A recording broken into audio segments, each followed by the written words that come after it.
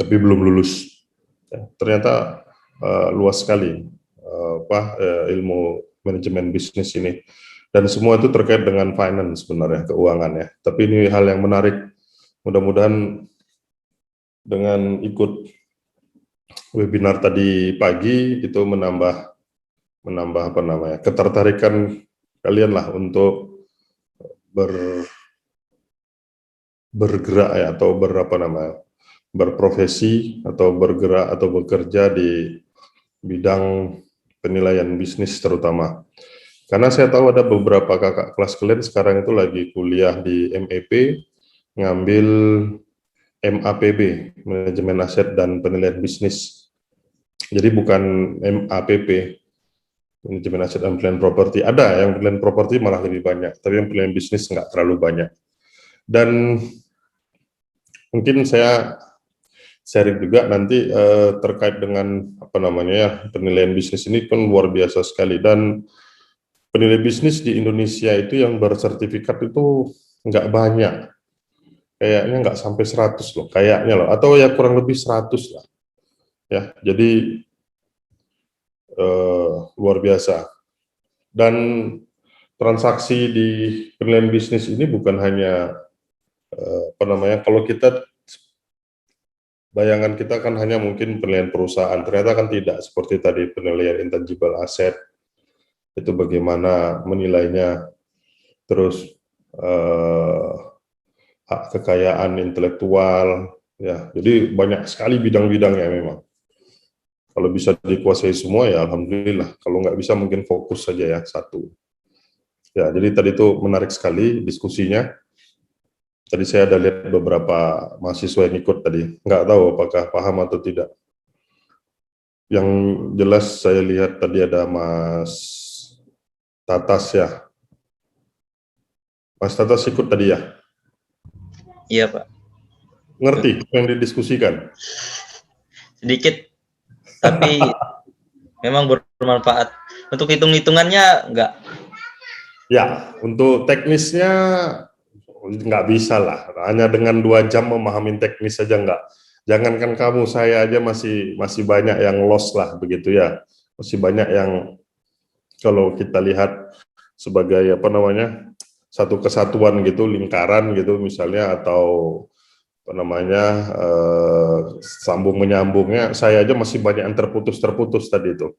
Apalagi kamu ya, bukannya menginginkan, tapi saya yang sudah ikut sertifikasi bisnis saja masih banyak yang terputus-putus gitu. Walaupun kata Pak Mamduh sebenarnya penilaian bisnis itu gampang, dari DCF terus di present value kan ya sudah ketemu nilainya, ya kan, dari net cash flow gitu. Sudah selesai.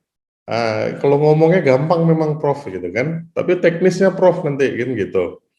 Nah, teknisnya sampai tadi bagaimana kita menghitung return on asetnya, terus amortisasi teksnya dan lain sebagainya itu diperhitungkan juga. Bagaimana kita coba melihat depresiasi itu kan tidak mengurangi kas ya. Jadi pada saat menghitung net cash flow itu justru ditambahkan, bukan dikurangkan. Tapi ternyata saya baru tahu tadi ada dampak terhadap pajaknya juga. Ternyata pajaknya kita juga berkurang kan begitu. Karena efeknya depresiasi itu karena tidak. Kan waktu kuliah keberapa itu saya kan sudah menjelaskan bahwa di hukum properti atau teori portofolio saya lupa. Dari Depresiasi portofolio, itu Pak. portofolio ya. Depresiasi itu kan juga merupakan tax shelter ya. Jadi ya semakin besar depresiasi kita semakin kecil pajak kita kan gitu. Dan sebaliknya tentunya. Ya. Jadi banyak ilmu tadi ya. Walaupun ya nggak dikupas semua lah dalam waktu kurang dari 2 jam gitu bisa mempelajari semua, luar biasa berarti. Tapi nggak apa-apa sebagai menambah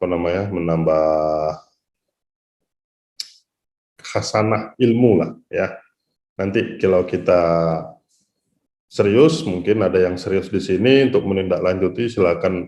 Saya bukan promosi MEP ya, bukan. Tapi salah satu cara untuk menjadi penilai bisnis bersertifikat bisa melalui MEP gitu ya. Ya walaupun saya alumni MEP ya. Oke, kita masuk ke materi. Saya share screen. Ya, karena kita berbicara portofolio, berarti kita berbicara pasar ya. Karena kita membeli saham itu sama kayak di pasar ya. Kita mau beli apa, beli ikan, beli sayur, beli telur kan gitu ya. Nggak mungkin kita makan ikan semua kan, nanti bisa pintar kata Bu Susi kan. Kalau mau pintar makan ikan gitu kan. Kalau sayur aja semua, perlu ada kombinasi kan gitu kan. Kombinasi inilah yang dulu saya mengatakan ada hubungan antara risk dan return ya. Ya, ini dari bukunya Pak Ted, Eduardo Standalilin, saya ngambil ya, tapi semua lupa saya tulis. Ya, ini yang kemarin pernah saya sampaikan bahwa risk and return itu pasti berbanding lurus ya. Jadi resikonya semakin tinggi, maka returnnya juga semakin besar ya. Nah ini kalau di bukunya Pak Ted ini kok ada kata-kata judi ini yang menarik, makanya saya coba share. Nah kalau dari sini kita lihat bahwa memang kita belajar portofolio ini berarti secara nggak langsung juga kita belajar pasar modal ya. Ya, risiko terendah sebenarnya bisa obligasi pemerintah, ini kan tingkat bunga bebas risiko. Tadi kalau ada yang menyimak WACC ya, weighted cost of capital ya. Ya, kalau banyak orang bilang WACC, saya bingung kok WACC itu kan singkatan WACC, kok malah bacanya WACC. WACC ya, weighted average cost of capital. Jadi weighted average rata-rata biaya modal ya. Nah, itu ada rumusnya kan, KD kali KE, KD cost of debt kali risk-free-nya terus ditambah KE, WD. WD kali KD ditambah WE kali KE ya. KE-nya dicari dengan CAPM. Nanti kita juga belajar ini di portofolio ini mengenai CAPM. CAPM Capital Asset Pricing Model ya. Mungkin kalian sudah belajar sebelumnya, tapi karena ya memang kuliahnya ini saja ya berarti harus kalian belajar lagi ya. Jadi WD weighted debt, jadi bobot utang ditambah utang cost of debt ya, ditambah dengan WE weighted ekuitas ditambah dengan KE CAPM RF ditambah RM ya. Jadi RF risk free, tingkat bunga bebas risiko. Nah, tingkat bebas bunga risiko itu maksudnya itu sebenarnya bukan berarti tidak ada risiko. Selama masih ada returnnya pasti ada risikonya gitu loh. Tapi kalau kita sudah mengatakan obligasi pemerintah ya risikonya apa? Ya kalau risikonya bangkrut negara ini ya baru habis uang kita kan gitu ya. Tapi selama kita uangnya tidak bangkrut ya saya rasa ya juga uang kita pasti ada. Ya, itu obligasi pemerintah. Makanya RF ini adanya di sini ya. Jadi ini memang risk free, bebas risiko. Kemudian itu obligasi pemerintah. Tahun berapa saya lupa ya. Yang Yunani ya kalau nggak salah ya. Kalau saya salah mohon maaf ini.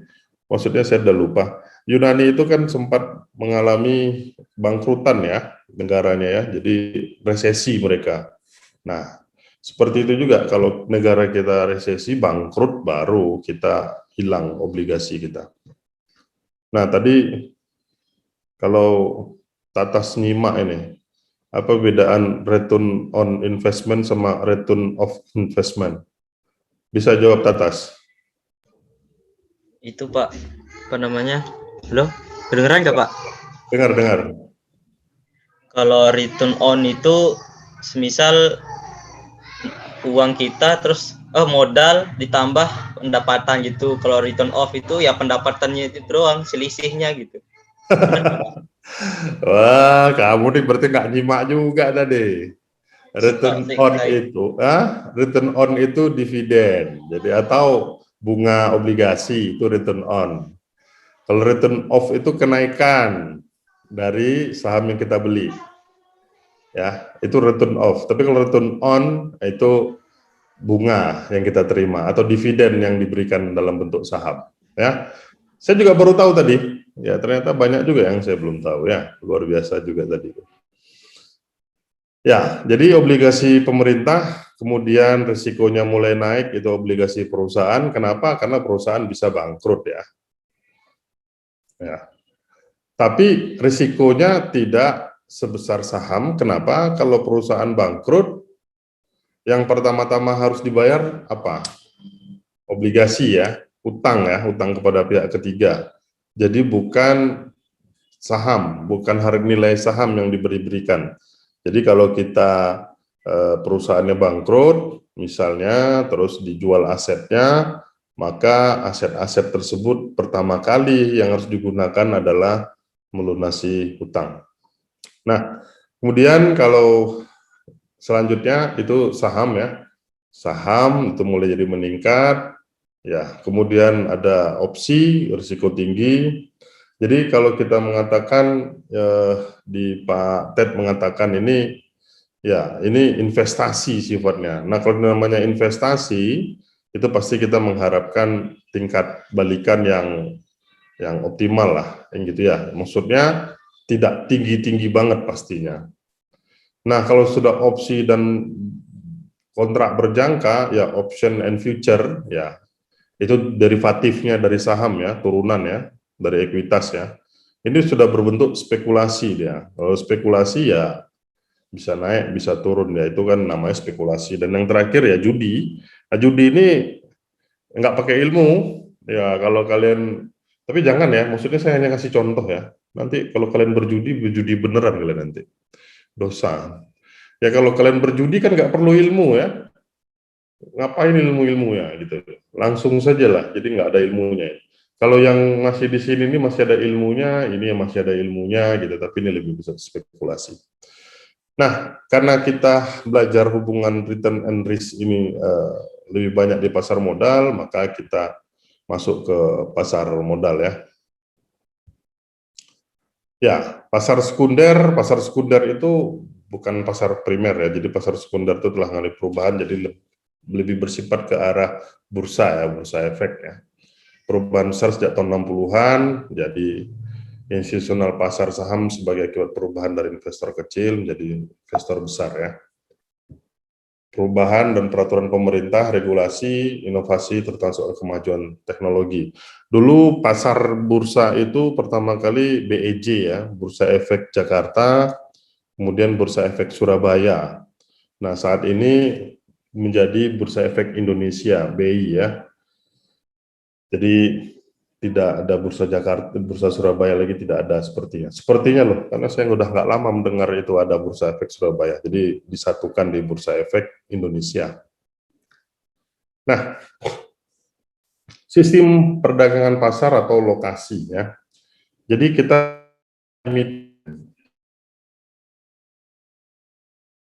menerbitkan saham obligasi. Nah ini umumnya ya, bicara pada umumnya. Di bursa itu diperdagangkan saham dan obligasi itu. Nah yang jadi emiten itu untuk perusahaan. Nah pada saat dia dari perusahaan tertutup atau perusahaan private, pada saat dia mau mengeluarkan sahamnya, maka itu dia membuat apa namanya ya kajian lah, bagaimana kalau dia menjual sahamnya. Kemudian kalau dia menjual sahamnya, kita menyebutnya pertama kali itu adalah IPO ya, Initial Public Offering. Jadi dia pertama kali menjual sahamnya kepada orang luar, bukan pemilik. Jadi kalau kita sudah membuat menjadi IPO, berarti saham kita itu sudah dikuasai oleh orang lain. Tapi pada umumnya yang diperdagangkan itu nggak besar ya. Jadi mungkin dia sebagian kecil ya, 20 atau 30%. Kecuali, ada kecualinya, memang si ownernya sudah bosan mungkin punya saham. Seperti kita tahu, kemarin itu Putra Sampurna ya. Tahu Putra Sampurna? yang apa namanya, memiliki perusahaan rokok ya, betul ya. Jadi itu menjual sahamnya ke siapa? Ada yang tahu? Jawab aja kalau ada yang tahu. Jual sahamnya ke siapa? Nggak ada yang tahu? Hah? Atau malas ngomong ya? Philip Morris, Mas. Nah, pada Philip Morris ya, dijualnya semuanya ya. Jadi Putra Sampurna itu nggak mau lagi perusahaan rokok, ya. Jadi dijualnya semua. Nah, dijualnya semua, dia main di perkebunan kalau nggak salah sekarang. Ya, jadi mainnya di kebun, nggak di rokok lagi dia. Sementara pemilik sahamnya si Putra Sampurna itu adalah Philip Morris perusahaan, ya. Nah, jadi kalau emiten itu dia juga bisa apa namanya, sebagai kalau sebutan untuk IPO, dia initial public offering, dia harus buat prospektus. Kemarin saya sudah tanya prospektus itu apa, terus berapa banyak saham yang dikeluarkannya atau yang dijualnya, terus tujuannya untuk apa. Kebanyakan kalau dia menjual saham itu kebanyakan untuk ekspansi ya. Jadi dia butuh fresh money ya, dana segar ya dari pasar. Jadi dia butuh fresh money, maka dijuallah sahamnya. Jadi makanya ekspansi biasanya. Kalau untuk modal kerja mungkin tidak ya. Working capital itu biasanya hanya pinjaman saja. Mereka lebih senang pinjam perusahaan kalau untuk working capital. Tapi kalau untuk ekspansi memang mau tidak mau. Terus juga secara nggak langsung juga kalau kita bilang mungkin DER-nya ya, perusahaan itu mencari keseimbangan yang pas antara debt dan equity-nya. Jadi berapa yang normalnya, berapa yang benernya, sebenarnya sampai hari ini pun rumusnya nggak ada yang pasti ya. Tapi yang kita lihat itu adalah di pasar modal atau di bursa. Kalau kita kumpulkan ada, aduh saya nggak ada list pasar modal, berapa emiten di Bursa Efek Indonesia hari ini. Kayaknya kalau 700-an ada ya. Jadi kalau 700-an itu kita average-kan coba berapa DER-nya. Nah, itulah keseimbangan pasar ya, DER-nya ya. Nah, sistem perdagangan pasar tergantung pada dialer dan pialang ya. Jadi sebenarnya yang diperdagangkan itu bukan, dulu bayangan saya di perusahaan itu yang misalnya seperti Bank Mandiri lah kita sebut begitu, atau Bank BRI lah.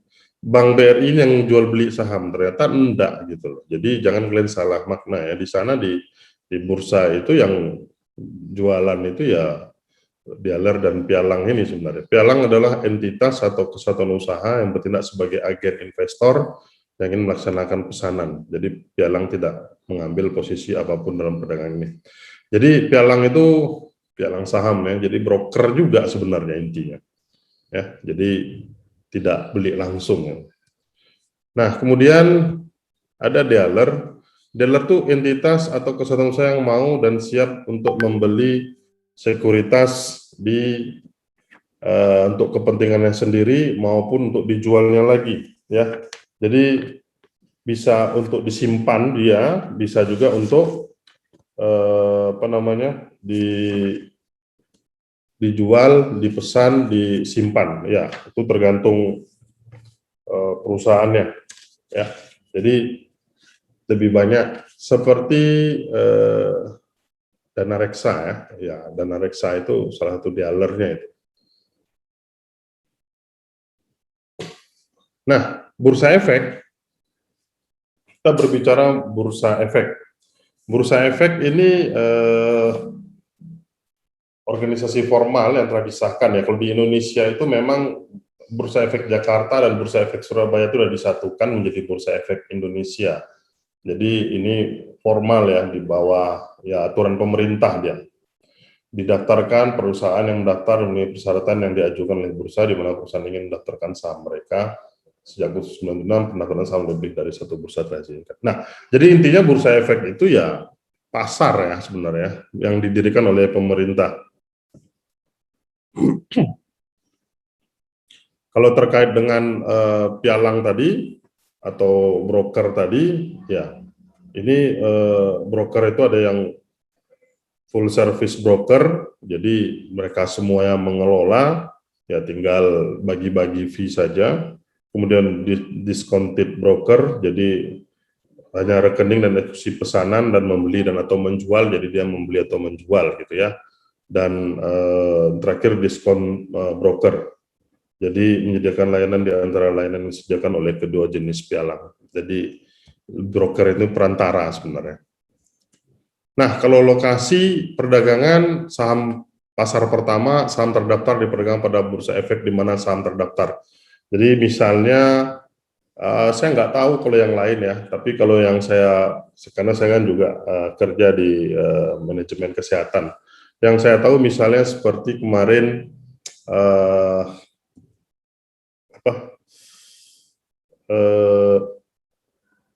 Hermina. Nah, Rumah Sakit Hermina itu sudah di listing di Bursa Efek ya. Nah, dia daftarkan di mana? Nah, dia daftarkan di Jakarta, di Bursa Efek Indonesia. Nah, itu lokasi perdagangannya. Jadi sahamnya yang terdaftar diperdagangkan pada Bursa Efek di Jakarta. Kalau pasar kedua, saham tidak terdaftar diperdagangkan pada pasar saham tidak resmi, jadi outlet center. Jadi itu sudah tidak terdaftar. Pasar ketiga, pasar keempat yaitu sebenarnya istilah saja. Jadi kadang-kadang pembelian itu tidak melalui tempatnya atau di mana dia terdaftar. Ya.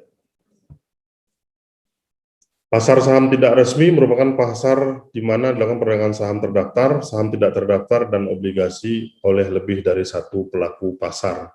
Jadi ini banyak terjadi juga kalau investor-investor itu biasa melakukan perdagangan. Makanya kita pernah mendengar istilah asymmetric information ya. Jadi ada beberapa informasi yang kita tidak tahu gitu, terus dibeli, terus terjadilah penggelembungan dan lain sebagainya. Biasanya bermain di sini nih, di pasar saham tidak resmi ini. Karena kalau resmi pasti nggak bisa informasi semuanya terdaftar. Nah, kalau kita berbicara jenis-jenis pesanan, saya agak backtrack dulu. Jadi pada saat perusahaan ingin IPO, itu nanti ada namanya penjamin efek ya. Penjamin efek ini dia yang menjaminkan, menjamin efek atau saham yang dijual itu. Ada full commitment dan tidak.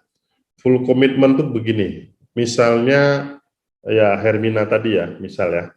Hermina tadi menjual 30% saham ekuitasnya dalam bentuk saham ya. Nah, pada saat IPO, initial public offering, itu yang namanya penjamin efek itu misalnya PT X Sekuritas gitu, misalnya gitu ya. Banyak itu. Nah, PT X ini dia ada dua opsinya, full commitment atau tidak. Jadi pada saat dia mengatakan full commitment, maka dia menjual, Hermina menjual saham yang 30% tadi, katakanlah 1 juta lembar saham ya. Nah, 1 juta lembar saham ini itu akan dilepas ke pasar. Nah, pada saat dilepas ke pasar, ternyata hanya laku 700.000 lembar, maka yang 300 itu dibeli oleh si penjamin efek tadi. Atau kalau kita bilang di sini juga pialang tadi ya. Jadi pialang itu juga dia menyimpan juga saham. Ya, tapi itu bisa istilahnya penjamin efek. Nah, kalau misalnya laku 1 juta lembar sahamnya ya syukur, nggak ada masalah. Tapi biasanya si penjamin efek itu sudah simpan duluan gitu. Karena nanti kalau terjadi transaksi berikutnya dia sudah mulai jualan lagi kan gitu ya. Nah, kalau di sini kita berbicara investor harus menyediakan informasi tertentu mengenai transaksi bagi pialang. Parameter yang harus disediakan oleh investor adalah jenis sekuritasnya, ya, lembar saham untuk saham biasa dan jumlah obligasi serta pesanannya. Jadi dijelaskan jenis pesanan yang dapat dibeli oleh investor. Jadi semuanya harus jelas. Pesanan yang dilakukan pada harga terbaik yang tersedia di pasar.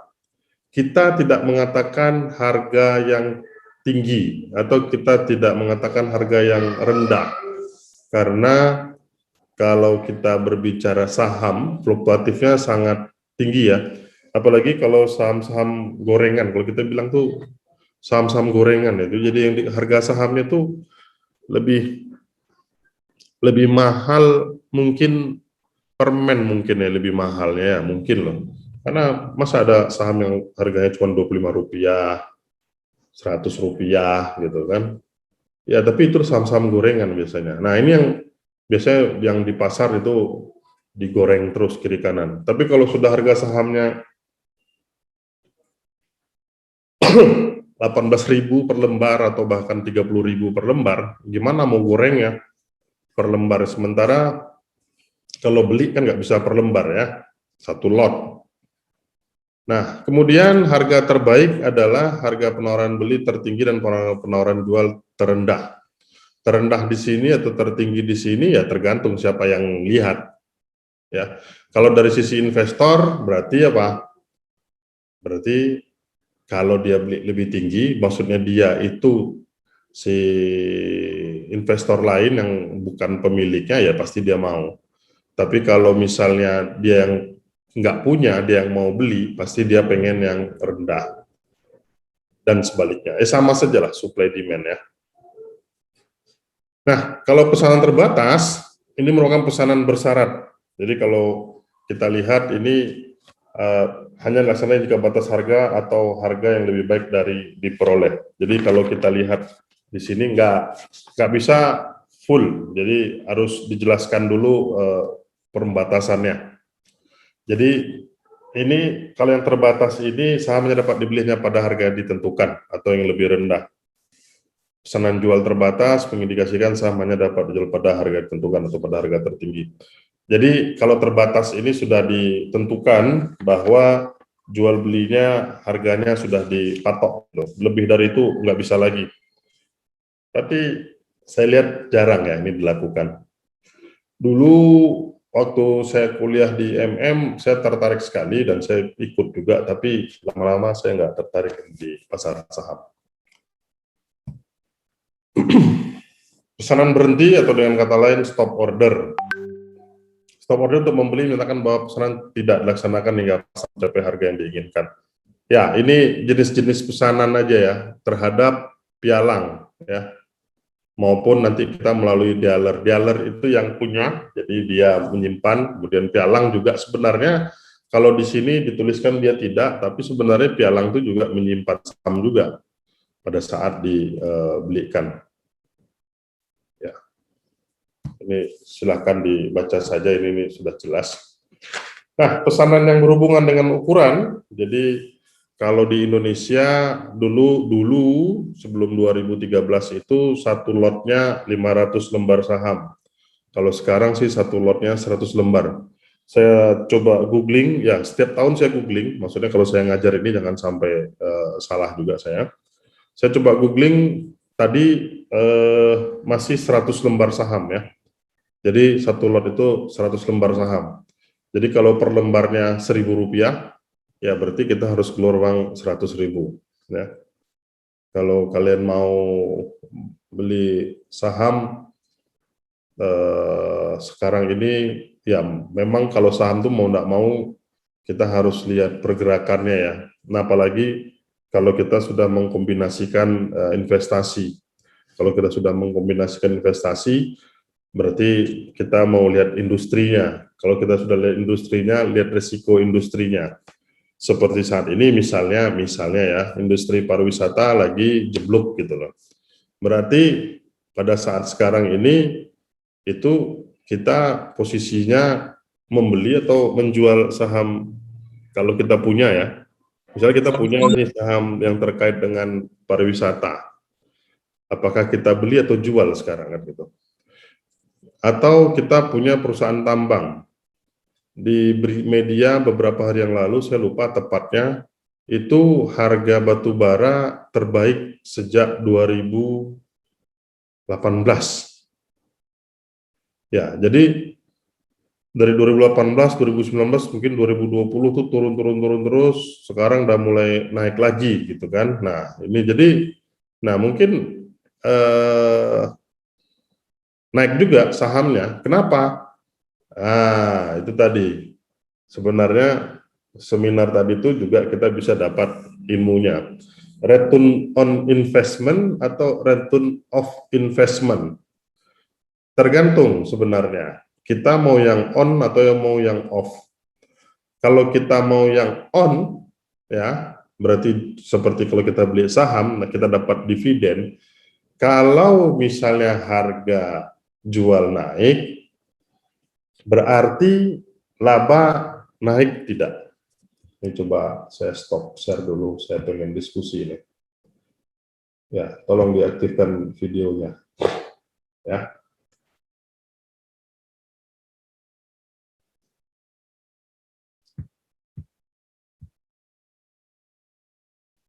Aryan, mana Aryan?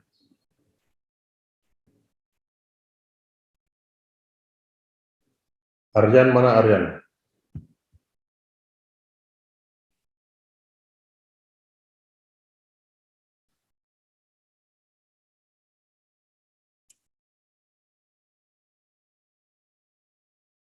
Nggak ada ya?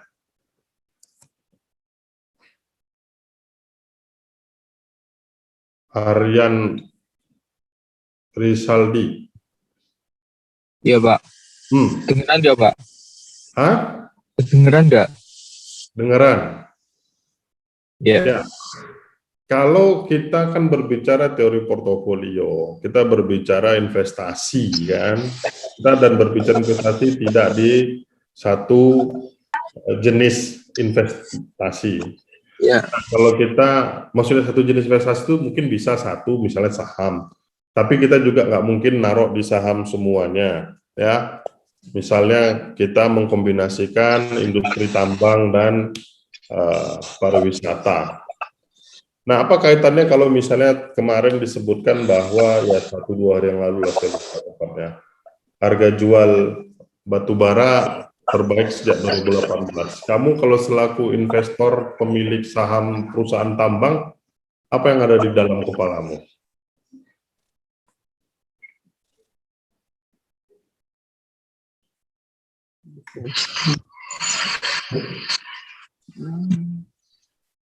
Hah?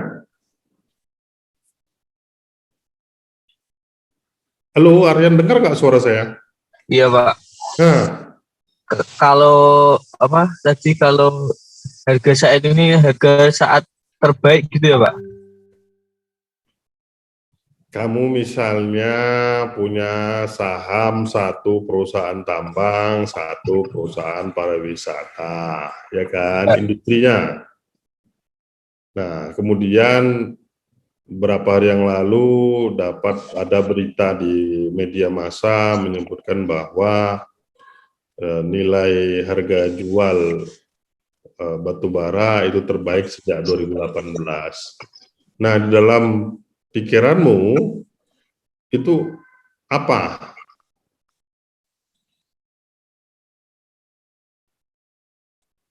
Lebih Pak, memilih dibanyakin yang ditambang, yang ditambang.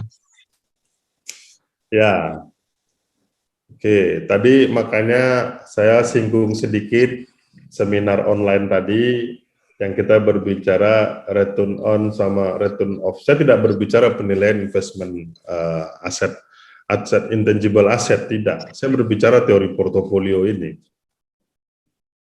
Ya, portofolio ini kita akan mengkombinasikan beberapa jenis investasi atau beberapa jenis saham ya, terserah. Nah, tapi tadi saya sudah sebutkan ada return on, ada return off. Terus saya tanya seperti sama si Aryan tadi. Sekarang kalau Rizal Arsad, ya, kamu dengar nggak pertanyaan saya tadi ke Aryan tadi? Dengar, Pak. Nah, dalam pikiranmu apa?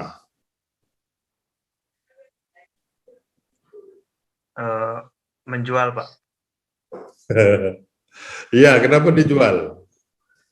Ya, karena Nah, maksudnya gini, saya bertanya ini, sebenarnya itu kalian udah dapat ilmunya, ya. Kalian udah dapat manajemen keuangan juga, kan gitu ya. Kalian udah dapat kuliah yang lain juga. Dan ini membuka wawasan. Kalau yang di buku ini tinggal kalian baca aja. Ini ya, saya sambil buka buku juga sebenarnya. Ini kalau kuliah online ini enak ya. Saya bisa sambil buka buku gitu ya. Nah, nih ya. Kalau kuliah offline saya kan nggak mungkin buka buku kan gitu ya. Jadi wagu jadinya. Kalau di sini kan saya bisa buka buku langsung. Ya, jadi ini apa namanya? Pertanyaan saya itu sebenarnya pertanyaan universal yang kalian sudah tahu ilmunya, yang saya sudah kombinasikan apa namanya? Jawaban-jawabannya dari pertemuan-pertemuan kita yang lalu. Dan terakhir tadi yang saya berbicara return on, return off. Kalau kita berbicara investasi sebagai seorang investment, coba saya tanya si Abdul Hafiz. Ya, Pak. Kamu kalau sebagai seorang investor saham, ya, investment di bidang saham, kamu lebih mengharapkan capital gain-nya atau dividen? Lebih ke dividen, Pak. Hah? Dividen. Dividen? Heeh. Kenapa? Karena kan saat saham kita itu ditaruh di suatu perusahaan, satu tambang, satu apa tadi Pak? Lupa saya. Ini nggak ada kaitannya dengan pertanyaan tadi. Ini pertanyaan baru lagi, karena pertanyaan tadi Oh, nanti nyambungnya ke sana juga ujung-ujungnya. oh iya Pak. Saya Kamu lebih dividen senang Pak. capital gain atau dividen? Dividen Pak. Dividen, kenapa? Setahu saya lebih menguntungkan ke dividen. Kamu tahu nggak beda dividen sama capital gain? Kalau capital gain itu kan eh, eh,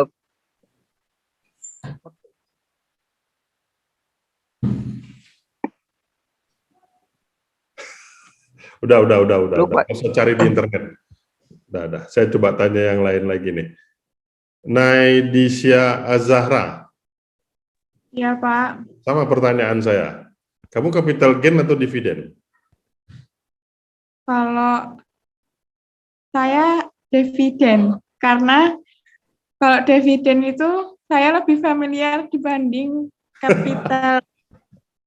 Yang lebih sering dengar itu dividen, Pak. Dan itu tuh kayak profitnya di saham. Ya, pertanyaan saya ini sebenarnya tidak ada benar atau salah. Tergantung tipikal investornya. Ada yang lebih senang dividen, ada yang lebih senang capital gain. Pertanyaan saya itu sebenarnya gampang. Kalau kalian dividen itu kenapa? Capital gain kenapa? Itu saja sebenarnya. Kalau kalian paham makna dividen dan capital gain, berarti kalian bisa jawab. Tapi kalau kalian nggak paham maknanya, ya sudah, jawabannya ngalor ngidul, nggak jelas. Ya. Dan jangan bilang nggak tahu loh istilah itu. Ini kalian udah semester 6 loh. Kalau nggak tahu ya, aduh, kebangetan lah. Ya. Jadi, coba satu kali lagi terakhir saya tanya ini. Saya boleh Pak. Saya itu siapa? Ruli Pak. Ruli, ya apa kamu? Jadi gini Pak. Tadi Bapak kan bilang waktu saham pertambangan dan saham pariwisata ya Pak ya. Itu tadi. Beda lagi ya Pak. Oh. Kamu pilih capital gain atau dividen? Capital gain Pak. Kenapa? Misalkan kan misalkan harga saham tambangan tadi kan waktu bagus-bagusnya Nggak gitu ada loh, kaitannya Pak. dengan saham tambang. Oh, nggak ada toh? Nggak ada. Capital gain itu gini Pak. Kalau dividen itu kan biasanya kan dibagikan oleh emiten itu setahun sekali, kalau nggak setahun 2 kali ya Pak ya. Itu tergantung kinerja perusahaannya ya Pak. Ya, Kalau capital gain, saya juga lupa Pak.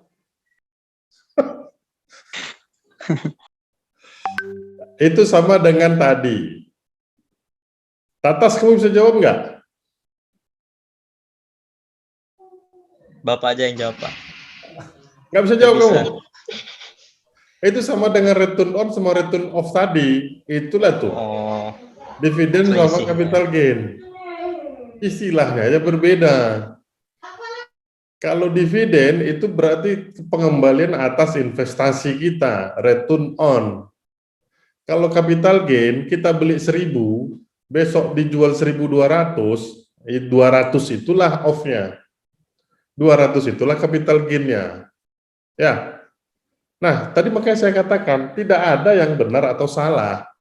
Itu tergantung tipikal investornya. Kalau kalian lebih senang ke dividen, maka carilah saham-saham yang memang tidak gampang digoreng.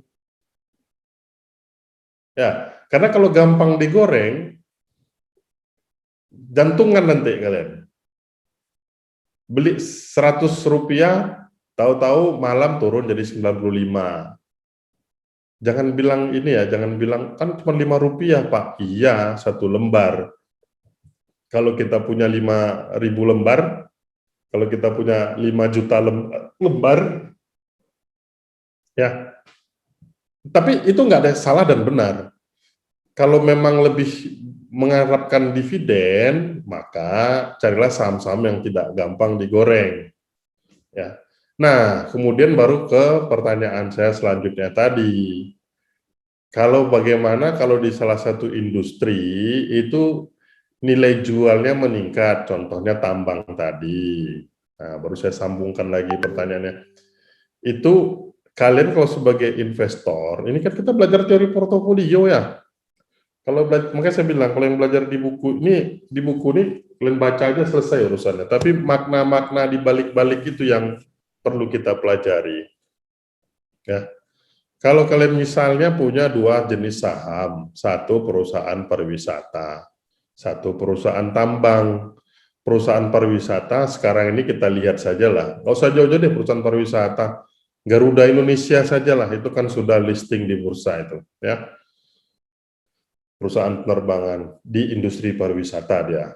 Nah kemudian kalian punya di perusahaan batubara, tambang. Nah di dalam pikiran kalian pada saat dikatakan harga batubara itu terbaik sejak 2018, maka apa yang ada dalam pikiran kalian? Kalau kalian sebagai pemegang saham di tambang. Belum dapat juga gambarannya. Ada yang bisa nggak menjelaskan sama saya? Udahlah, nggak usah di-googling, nggak ketemu itu. Karena itu kan maknanya. Ada nggak yang bisa berdiskusi dengan saya gitu loh? Ada yang bisa nggak? Coba Pak ulangi tadi putus-putus. Enggak, sama saja tadi. Tambang sama pariwisata tadi. Ini baru saya lanjutkan pertanyaannya. Nah, siapa tadi? Ruli. Bisa kamu jawab, Ruli? Tadi kan kamu mau pengen jawab.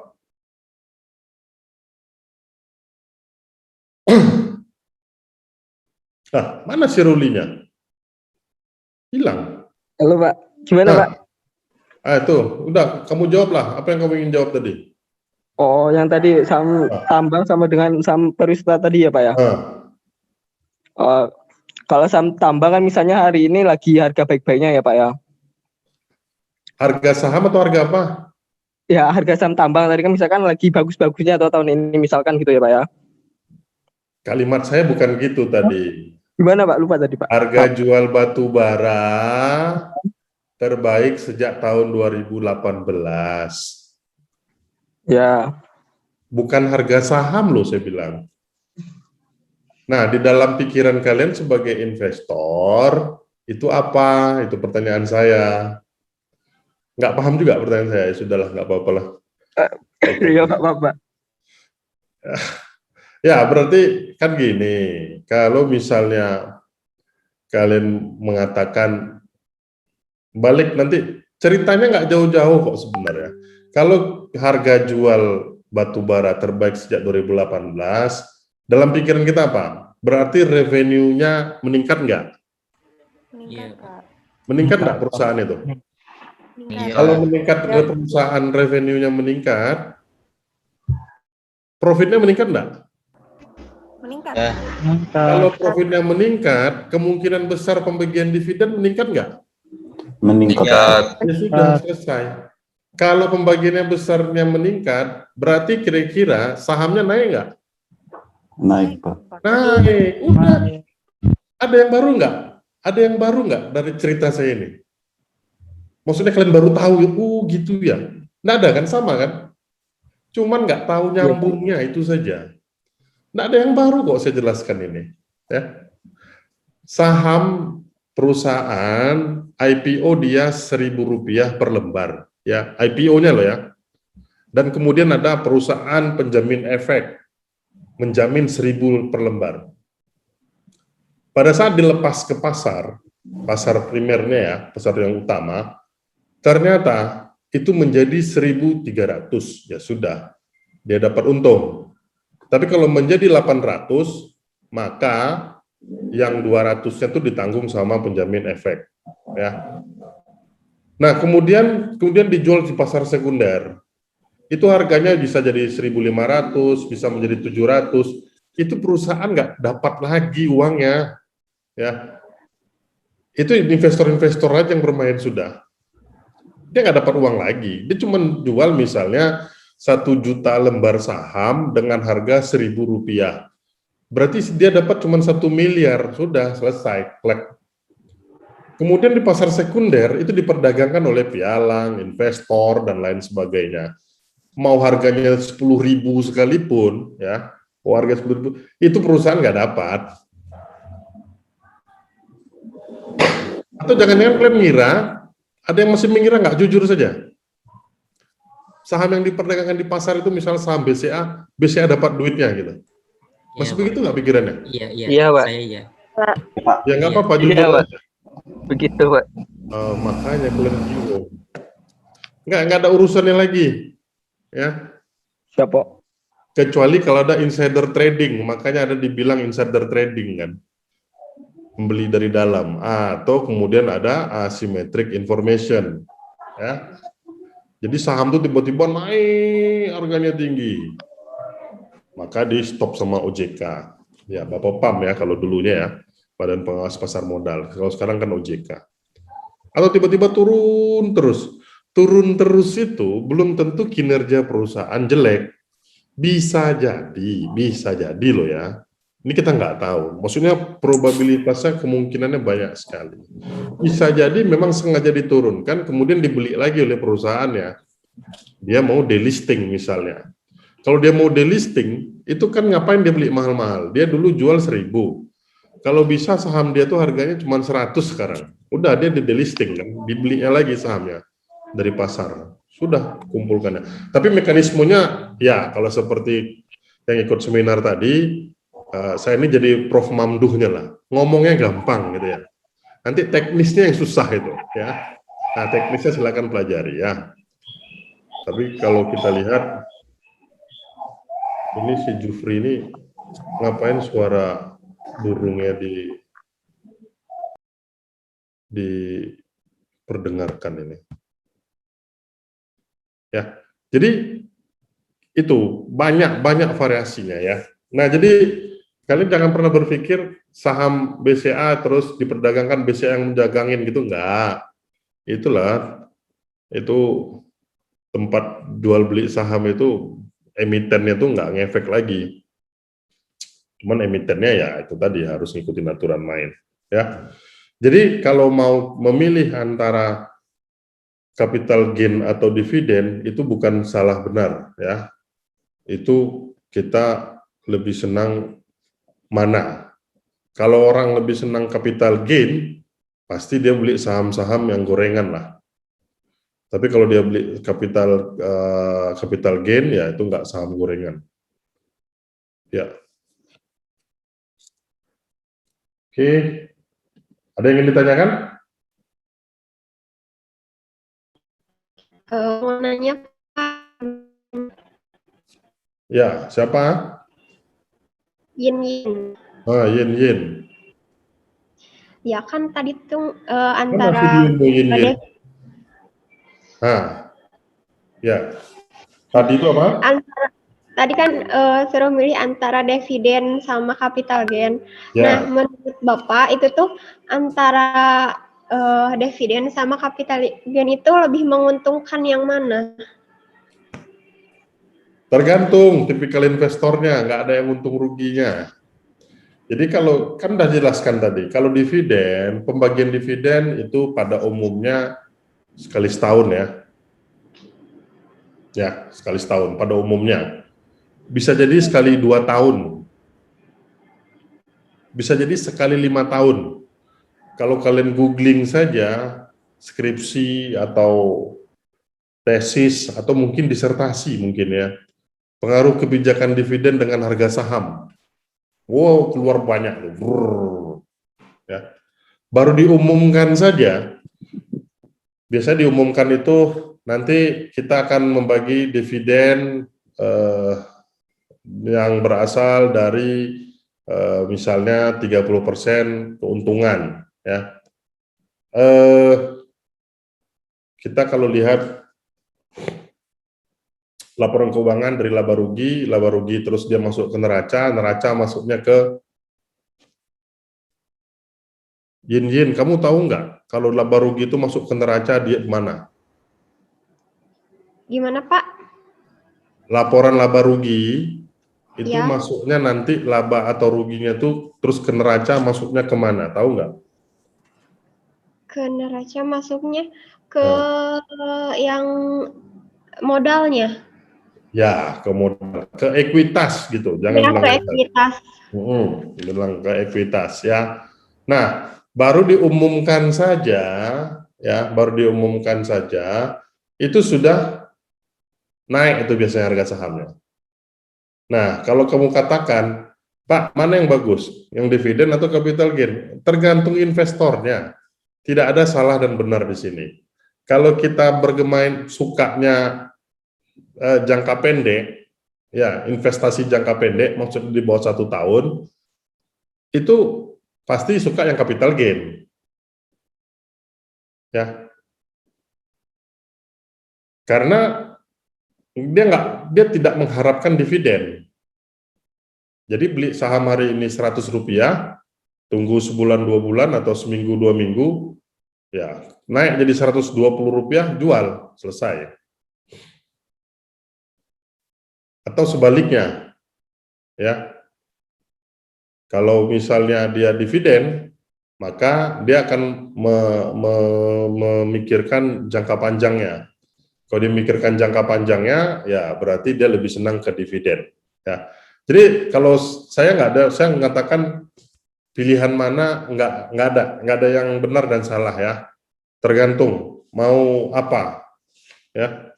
Kalau mau senangnya dividen, ya belilah saham-saham yang jangka panjang. Contohnya apa? Ya, kalau saya sih mungkin perbankan ya. Perbankan itu naik terus loh. Coba kalau kalian tahu nggak cara melihat harga saham hari ini di mana? Jangan-jangan pun tak tahu. Ibu Sines, Pak. Hah? Ibu Sines. Ada yang pakai Apple nggak? Nggak punya, Pak. Oh, Wero. kalian masih punyanya cuma Oppo ya. Kalau di Apple ini ada stok. Tinggal pencet stok, keluar. Welcome to stock.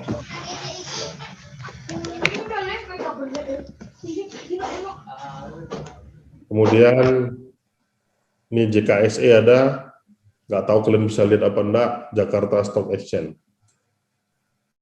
Ya. Kalau mau lihat harga saham Siloam, Silo.jk. 4 letter code-nya harus hafal. Harga saham Siloam hari ini 4.800. Ya. Kalau kita lihat 2 tahun terakhir, ya, 2 tahun terakhir ini grafiknya ada, itu sekitar harganya 3.000, 3.500, ya. Kalau 5 tahun terakhir, nah, ini kalau kalian punya efek saham jangka panjang, dulu waktu beli harganya itu sekitar 8.500 loh, 5 tahun yang lalu. Sekarang ini harganya cuma 4.500. Berarti kekayaan kalian udah turun 4.000 rupiah per lembarnya. Ya. Itu aja, gampang. Kalau punya iPhone. Masalahnya kalian tidak punya iPhone. Ya. Nih, kalau kalian punya saham BRI, ya, ini BRI ya, 5 tahun yang lalu, ini 5 years saya ini kan, 5 tahun yang lalu harga sahamnya cuman 2.300, kurang lebih. Hari ini sahamnya 4.800, naik 2.500. Tapi kalau kalian beli, nggak usah jauh-jauh, 6 bulan yang lalu harga saham BRI itu 2.300, kalian beli 6 bulan yang lalu saja, ya. Ya, 6 bulan yang lalu itu sekitar 3.000 rupiah. Jadi kalau kalian punya uang 6 bulan yang lalu 3.000 rupiah, sekarang jadi 4.800. Berarti apa? 1.300 ya, 1.500 kalian punya uang, naik per lembar. Kalau punya 1.000 lembar, nah, udah punya berapa duitnya? Itu kalau pakai aplikasi Apple. Nah, kalau tidak punya, ini penting ini, mana tahu ada yang mau lakukan skripsi terkait dengan saham ya. Tadi Pak Mamduh bilang betul, tahun 80-an, 90-an lah, nggak usah 80-an, 90-an lah. Tahun 90-an itu kalau kita mau meneliti saham, itu ya lihat koran satu-satu, di input, ya, koran Kontan atau koran Kompas gitu, ya satu-satu, itu datanya nggak ada, itu kan. Tapi kalau sekarang, ya tinggal lihat saja. Bisa lihat layar saya, Mas Tatas? Bisa, Pak. Saya Yahoo Finance. Lihat Yahoo Finance. Ya. Tinggal cari aja.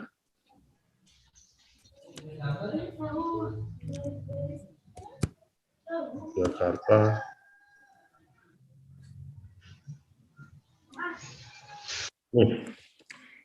Ini kita belajar indeks harga saham gabungan ya. Jakarta Composite Index. Ini indeks harga saham gabungan 6.210. Ini maknanya adalah 6.210 ini sejak berdiri pasar modal saham sampai hari ini itu sudah 6.195,56 kali kenaikannya. Jadi kalau pada saat kalian menanamkan investasinya pada saat awal bursa efek, ya, bursa efek, hari ini duitnya itu sudah 6.195 kalinya. Nah, kemudian gimana kalau cari saham PT-nya, Pak? Nah, tinggal diginiin aja nih biasanya.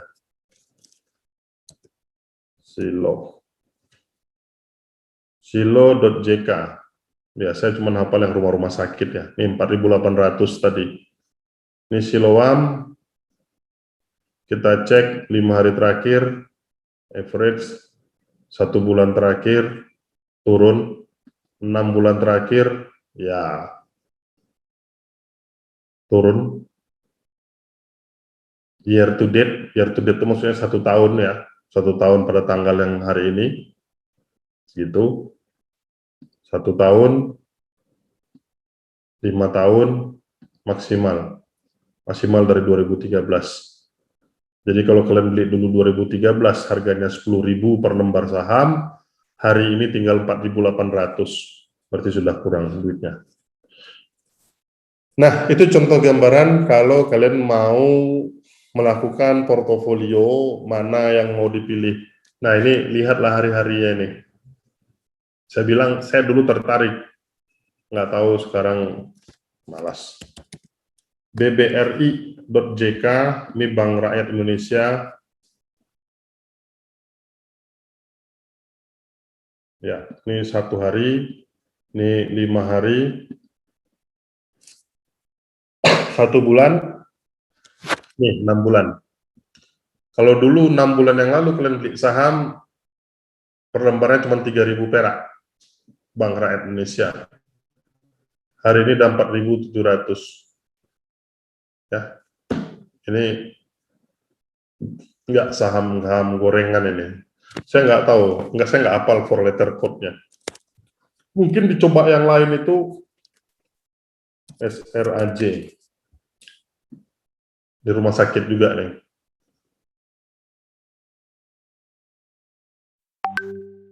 Ini relatif jarang diperdagangkan dia sahamnya. Tuh, sahamnya harganya cuma berapa? 200-an perak. Ya. Oke. Ini beta perusahaannya ya. Ini bid penawaran, ini as permintaan. Tadi saya sudah singgung permintaan penawaran tadi ya. Tawar segini, dimintanya masih segini.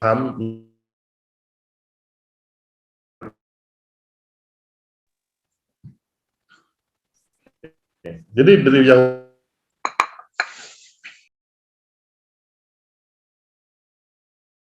kalau ada yang tertarik, tapi kalau enggak ya apa boleh buat. Oke.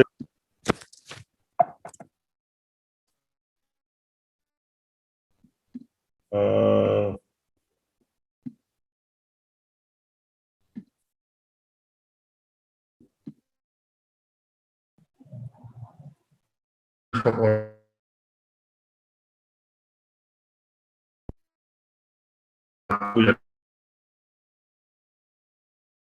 ya untuk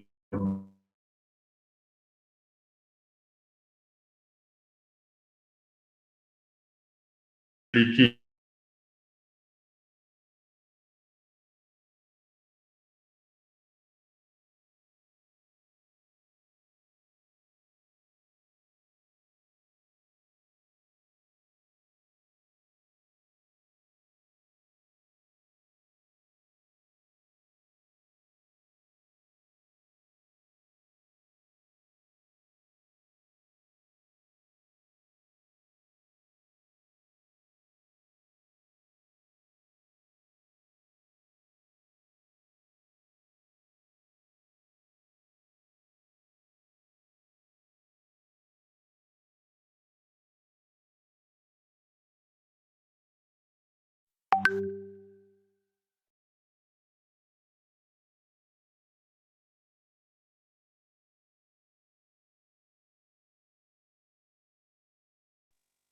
Nggak ada suaranya, Tas.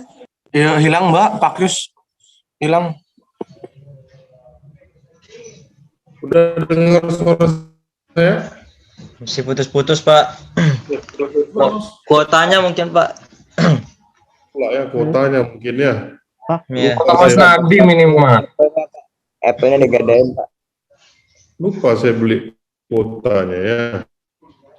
Bermainku beli Apa-apalah, paket, masih Pak. putus-putus? Lumayan Ya, juga sih. Harusnya paket 2 GB. Masih, Pak. Saya kopi dulu ya. Putus-putus masih? Halo, siapa yang bisa dengar suara? Lancar. Aman, Pak. Putus-putus Bapak. Sebagian bilang udah lancar, sebagian bilang putus-putus. Gimana Sekarang nih? nih lancar nih. Sekarang udah lancar. Sekarang sudah lancar nih Pak. Baru lancar Pak, baru lancar. Oh, ya, ya. Sampai mana tadi saya jelaskan? Short selling ya. Sampai share screen itu Pak. Ya, short selling ya. Jadi short selling itu dia menjual yang bukan punyanya. Jadi maksudnya gini, ada investor pada saat harga saham, ya harga sahamnya lagi tinggi nih. Misalnya harga sahamnya jadi dari 500 rupiah. Ya. Nah, dia pinjam, punya pialang atau pinjam lah, intinya pinjam. Ya. Pinjam, jadi short selling itu jangka pendek. Dia pinjam terus dia jual. Karena apa? Sahamnya 500 rupiah. Nah, pada saat mungkin 2 minggu kemudian atau 1 bulan kemudian, sahamnya harganya turun. Nah, pada saat harganya sahamnya turun, itu justru dibelinya. Nah, itu menguntungkan atau merugikan? Menguntungkan kan udah dapat capital gain di awal, Pak. Yolanda. Kenapa menguntungkan Yolanda? Karena dia jual pas tinggi. Kan itu nanti dia dapat capital gain. Lalu pas dia turun lagi sahamnya, dibeli lagi nanti mungkin akan dijual pas tinggi lagi. Bukan. Dengar nih cerita saya. Si Yolanda ini nggak punya saham PT X. Tapi PT X ini harga sahamnya kan naik terus nih. Makanya tadi di PowerPoint saya itu bisa tidak menunjukkan harga pasar saham yang sebenarnya. Jadi harganya jadi 500 nih. Si Yolanda ini pinjamlah punyanya si Dina sahamnya PT X ini. Dina pinjam sahammu sebanyak 10.000 lembar. Dijual nih sama Yolanda 10.000 kali 500. Berapa? 5 juta. 5 juta. Dah kan? 5 juta. Berarti si Yolanda dapat uang 5 juta nih. 2 minggu kemudian turunlah, karena kan tadi tidak mencerminkan harga sebenarnya. Jadi pada saat harga tinggi itu justru dia ikut-ikutan jual tapi pinjam. Tapi tidak menunjukkan saham yang sebenarnya. 2 minggu kemudian turun jadi 300. Dibeli lagi lah 10.000 lembar saham tadi. Harganya berapa? 3 juta, Pak. 3 juta. Berarti untung atau rugi, Yolanda? Capital loss 2 juta. Kok loss? Malah untung tuh, yo. Gini. Kamu pinjam saham orang. Jadi kamu nggak punya modal ini sebenarnya. Jadi kamu nggak punya modal, saham orang lagi tinggi, kamu ikut-ikutan jual juga, tapi pinjam punya orang. 2 minggu kemudian, kan kamu jual tuh. Kamu kalau punya barang dijual dapat uang kan? Ya. 2 minggu kemudian atau 1 bulan kemudian, harganya turun jadi 300. Tadi kan minjam ceritanya, sahamnya. Beli lagi dong untuk ngembaliin pinjaman, ya kan? Paham, Pak. Bener nggak? Iya. Bener ya? Iya. Nah, pada saat kamu beli, harganya jadi berapa? 3 juta kan? Yang kamu pinjam ke Dina tuh 5 juta atau 10.000 lembar saham? 10.000 lembar saham. Berarti pengembaliannya juga 10. 10.000 lembar saham. Oh iya, paham, Pak. Untung atau rugi? Untung di saya, rugi di Dina. Dina nggak rugi, dia tetap punya saham 10.000. Iya, untung di saya, Yang Pak, untung karena saya kamu. nggak harus kembaliin seharga yang sama. Dia pinjam saham. Saham itu nilainya sama ya. Itu kan harga permainan pasar saja gitu. Makanya short selling nggak boleh, karena short selling itu bisa mengaburkan nilai saham yang sebenarnya. Itu namanya saham gorengan itu tuh. Paham ya? Iya. Kalau nggak paham apa boleh buat lah.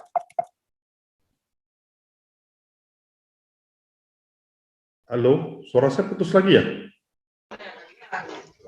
Tidak, Pak. Hah? Lancar, Pak. Lancar ya? Kok pada nggak ada respon Jelas, Pak. komentar? Ya, oke ya. Jadi itu short selling.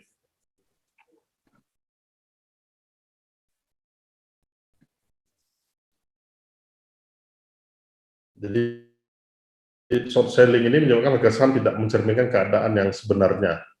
Jadi investor memperoleh keuntungan dari penurunan harga saham. Jadi justru turun itu malah memperoleh keuntungan dia, ya. Karena apa? Karena dia cuma minjam.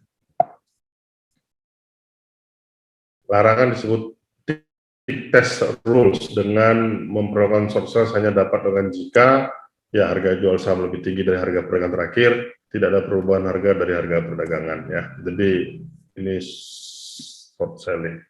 Transaksi terbatas ya investasi dengan cara investor meminjam uang tunai untuk beli sekuritas ya.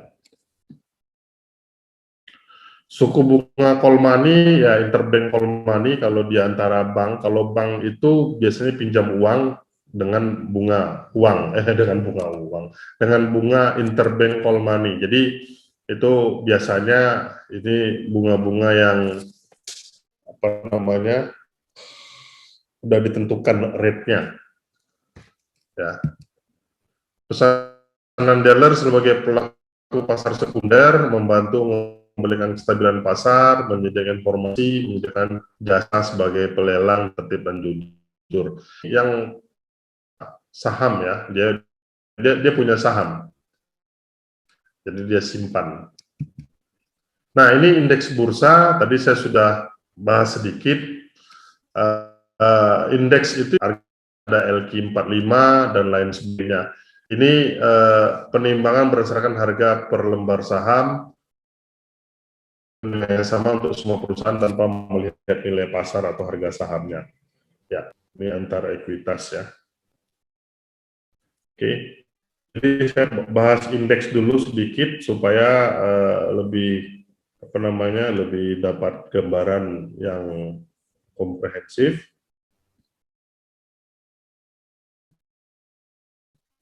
Ya, kalau kita lihat di sini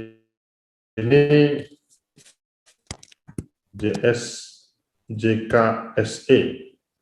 Nah, ini composite index, jadi indeks harga saham gabungan ya, ini 6.195. Jadi kita tidak melihat harga saham, jadi kalau dari pertama saham itu sudah naik 6.100 kalinya. Terus kalau kita lihat JKSE.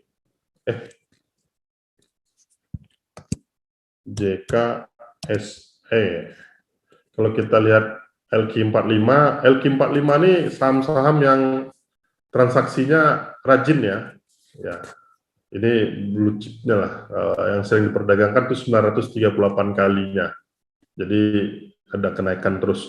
Kalau kita lihat ya dari jam 9 pagi naik terus. Nah ini 5 hari terakhir, 6 bulan. Nah ini cuma menunjukkan, maksudnya gini, kalau kita sebagai investor, kalau kita naik, jadi makanya 6 indeks harga saham gabungan naik, harusnya kita bertambah kaya, harusnya ya kalau kita punya saham. Tapi kalau kita punya beta, nah nanti kita belajar beta ya. Beta itu menunjukkan risikonya ya, simpangannya. Simpangan kita apakah simpangan naik atau simpangan turun gitu. Simpangan turun itu maksudnya kalau indeks harga saham gabungan naik, saham itu malah turun. Nah, ini kita bisa lihat nanti. Tapi pada umumnya beta itu menunjukkan angka 1 ya, beta sempurna ya 1. Jadi pada saat harga saham naik ya semuanya ikut naik, tergeret gitu. Ya, cukup sore hari ini terkait dengan pasar sudah ya, tapi yang sebenarnya banyak ya. Profesi penunjang pasar modal itu ada akuntan publik, penilai publik, notaris ya. kemudian yang bermain di pasar itu ada emiten, ada pialang, ada dealer, kemudian ada kustodian dan lain sebagainya, banyak ya, tapi saya hanya menjelaskan yang penting-penting saja. Kemudian tadi bagaimana saham dijual, ya satu lot dan lain sebagainya, bagaimana IPO itu juga perusahaan harus membuat prospektus, harus membuat kajian dan lain sebagainya sebelum dijual. Kemudian setelah dijual di pasar sekunder, ya nggak ada masalah, itu sudah lepas lah sebenarnya ya. Kemudian tadi short selling itu tidak diperbolehkan dan lain sebagainya. Oke, ada pertanyaan sebelum saya tutup kuliah kita sore hari ini? Untuk materinya nanti bisa dikirim Pak ke WhatsApp grup. Materinya nanti sebelum ujian ya. Oh, baik Pak, makasih. Ini saya lihat kita ini kan kuliah terakhir itu kalau nggak salah 24 April. Kena 2 kali hari puasa. Saya udah minta ketua kelas ini. Tolong ketua kelas diskusikan, maksudnya saya sih nggak keberatan bulan puasa tuh kuliah, tapi saya nggak nyaman gitu loh. Maksudnya nggak nyaman, saya udahlah bulan puasa tuh ya fokus aja lah di kerja pagi sampai sore terus puasa gitu, nggak ngajar. Maunya saya seperti itu. Jadi tolong ketua kelas dicari jadwal 2 kali.